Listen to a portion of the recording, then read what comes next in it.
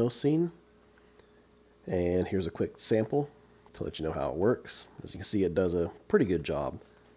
The issue is inside the scene there is a collision somewhere on something that I can't seem to find. And it's right in the middle. I didn't do much investigating, but there's a collider there and it's hitting them, so it's making them kind of bounce backwards a little bit, fall straight down. As you can see, it does a pretty good job.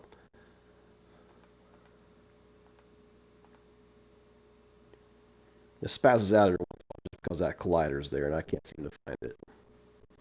But otherwise, it works out great. If you're making your own game and not using a template, then you should be good to go because you'll know right where that collider is. So here we are. This is my edited version with all the ragdoll already on it. I'm going to go ahead and delete this out. And I'm going to drag and drop the normal one back in. Awesome. Now that we have that done, I need to get my camera back in place. There we go. Let's go and test it out, see if that works. Nope, messed up. But, oh well, that'll work out fine for what I need. So let's go ahead and get started. This one here has no armature. So this is what you would be getting out of the template, the 3D third-person view template. I just grabbed this from the Unity demos and installed it and then put in my my wizard. So that being said, let's go ahead and get the show going. The very first thing we need to do is go ahead and add the Ragdoll script. Now normally we would go ahead and put it somewhere up here like everybody else does, but I didn't find that nearly as useful. The original one that we get with Unity is, see here, I always lose it. 3D objects, Ragdoll, and this is the one that we would normally have to mess with. It's okay, it does a decent job, except everything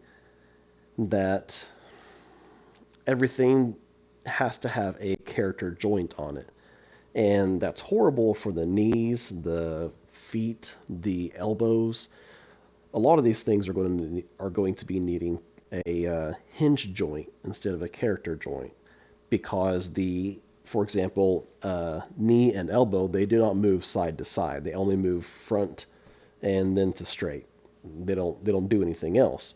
So with having character joints, that's usually a problem. It really looks bad in game when things are bending the way they're not supposed to be bending.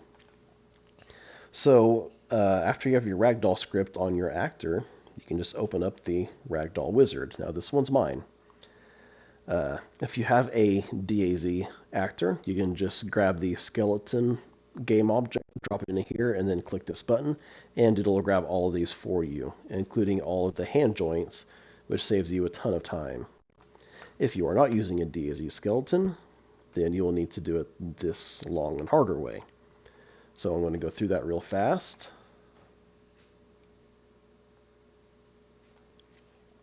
Okay, so now I got all these filled out. You can always click on the remove to remove it if you need to leave it empty for any strange reason. And you can just drag and drop over any of them to fix them. Now, if you do want to enter in the hands, you can do so. You can take all the time in the world to do that. And what it'll do is it'll add ragdoll and character, or not character joints, but hinges on every single joint of your fingers, and it makes the ragdoll look a whole lot more realistic at a cost, of course. So I'm going to just remove it off for now, and we're going to hit create. And the first things I did notice while doing this is I messed up a little bit on the naming. On most other things that I messed with, I put in right shoulder, but using the right upper arm and then the left upper arm instead of shoulder works a lot better. For elbows, you want to use like a forearm or lower arm. And then for the hip, you want to use upper leg, and then for the knee, use lower leg. That's if you're using this model here, which is the default one that comes with Unity. Make sure I hit that already. I did. There we go. I'm going to hit X. And as you see, this is the left foot. It adds a hinge joint and a sphere collider and a rigid body. It goes ahead and it fills out everything that needs to be filled out for you. And now we're going to go down to the editor window that I made, if I can find it. Here we are. And you can click on Find. It'll find your animator for you, and it'll find your rigid bodies, and it'll find your colliders. The cool part in here is that you can remove them, all that you want, as many as you need, add them all back, do whatever you want. Same thing with the colliders. This just makes it a whole lot faster. And by default, you don't really even need to find them. But if you are making your own game, you might find it useful to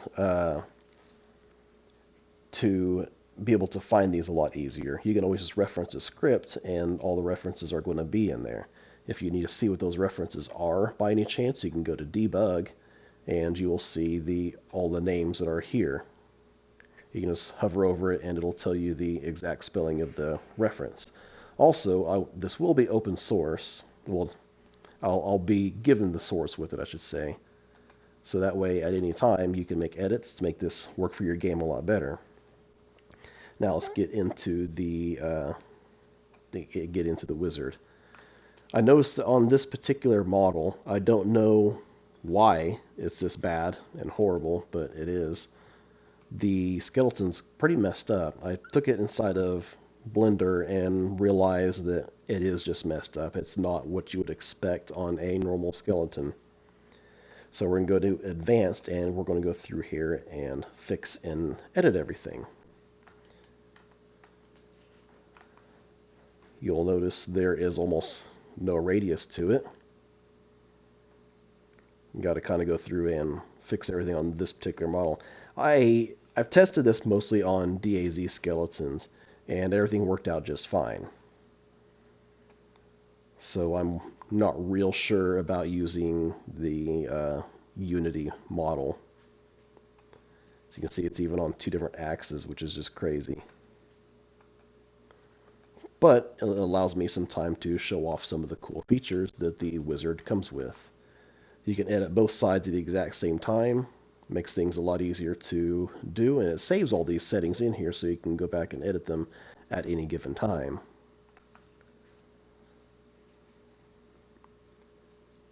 And we really just have to keep on doing this through it all.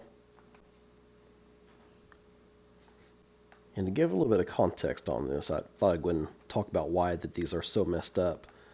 This isn't a fact of my script that's doing this.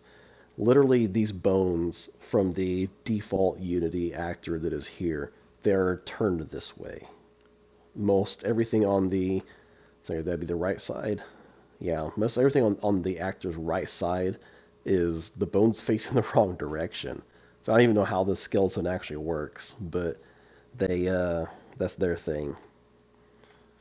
So anyways, this is the default way to, as you can see, even on a messed up skeleton, such as this one, it'll still work fine. You just have to mess around with it a little bit and you'll get there. So here we are. I believe I got everything all good. Yeah, that's good enough. If you need help setting this up, there should be a link to my Discord on my profile on Unity, and I can always help you get set up. And if you need help editing yours to fit your game better, it's not a problem. You can just let me know, and we can go through this and adjust it as needed. But from here, I think we can just go ahead and test it real quick. Let's go ahead and take a look. There he is. And I'm going to, where'd my mouse go? There it is. Oop. There we go. The reason he's spazzing out like that is because for some reason, I don't know why, or where it is, I should say, but there is a collider somewhere on him that I cannot find, and it's causing him to spaz out like that. Otherwise, he would just fall straight down if there was no collider there. I cannot seem to find it on the actor, but we're going to go over here and take a quick look, because I want to show you the Ragdoll that we have going on. That's pretty good. I was pretty happy with it. See, the back and the spine, for example, that one is a character joint, because you want, your back, it goes in about every direction. It can bend, it can twist, go sideways. So a lot of these character joints are still there. For example, from the hips to the, I think we call that see, that's the thighs to the hip to the chest, and the shoulders and head. Those are all going to be character joints, while everything else, like the elbows, knees, feet, and hands, those are all going to be your hinge joints. Mainly, it helps make everything look a whole lot more realistic and go the right direction. See, even as a robot, that's more like a hinge-looking joint, same what would be there. So for this robot, this actually works out really well, as far as realisticness at least. But you can also test this at any time whenever you're in game. Most of the controls go away and it just has a test for you to play with.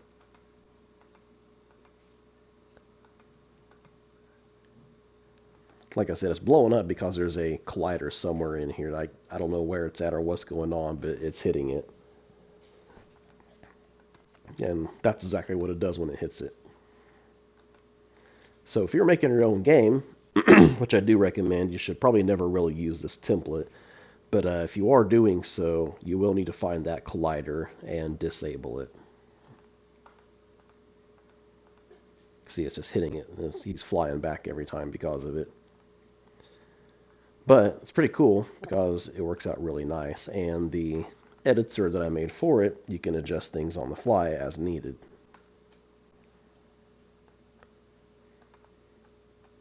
All your settings are always saved through there, and really it's not necessarily saving your settings. What it's doing is, while this is loading, or while you have this shown, I should say, it's grabbing the values from all this stuff so you can adjust it as you go. So there you have it. If you have any questions or comments, please let me know. I'll be happy to help anybody out that needs it.